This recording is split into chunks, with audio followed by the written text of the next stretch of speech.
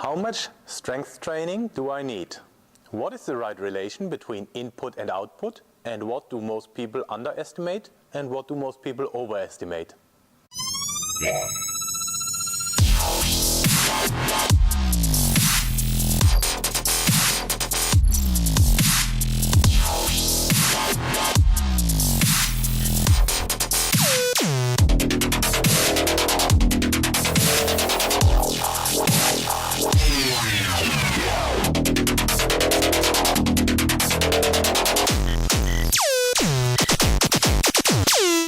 So, how much strength training do I actually need?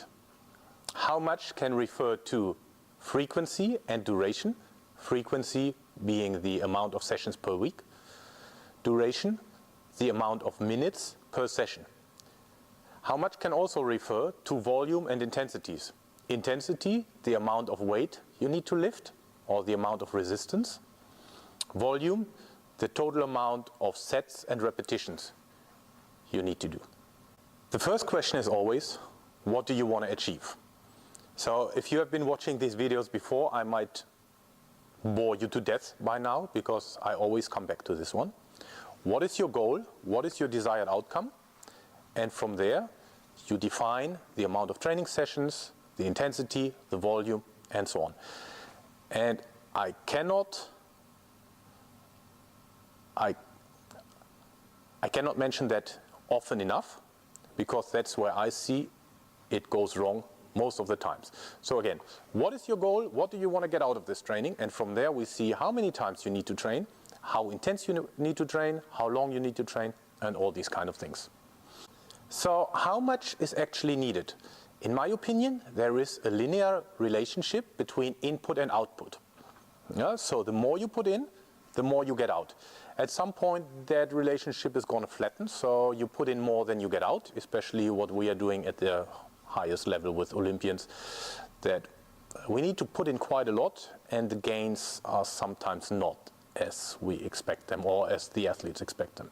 So the longer you are training, the longer your training age and your experience, the more you have to put in to get out. In the beginning, it's the other way around. So you put in a fair amount of time and energy and you get out quite a lot. Okay, back to the question, how much is needed? First, I spoke about frequency and duration. Most people tend to overestimate the amount of sessions and the amount of time they need to train. But what they actually do underestimate is the second part, the volume and intensities. So if we come back to frequency and time for a single session, depending on the goal, you might be well off with 2 to 3 training sessions a week, lasting from, it's always difficult to say that, lasting from, let's say, 60 to 90 minutes. What I mentioned, what most people underestimate, it's the intensity and the volume. Yeah? So once you get stronger and stronger, you really need to train at a certain intensity to get the desired goal. And this is again where I see it goes wrong most of the times. On our light days, when we train fairly light, most people train too heavy because they believe light training is not going to do something for them. But on our intense days and our heavy days, some people train a little bit too light. And then they wonder why there's not the same progression as they would like to see. Yeah? So again, the more experienced you get, the more you really need to push the envelope in order to see the desired results. So as a recap,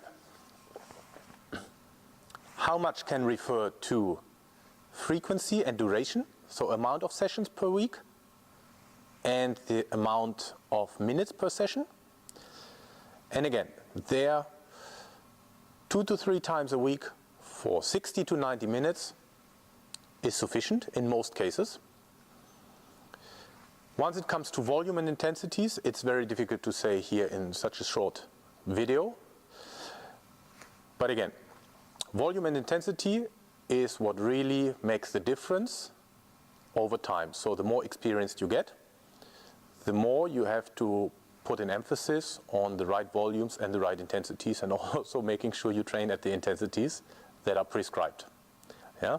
If we remember the story of Milos, he lifted that calf when he was a young boy, and every day he lifted that calf, and the calf grew bigger and bigger, and at some point he lifts a full bull, and that's the same thing. So at the beginning for him it was fairly easy to lift that small young calf, but it became more difficult and more difficult to lift that growing calf, but he did it, so his body adapted and he became the world's strongest man.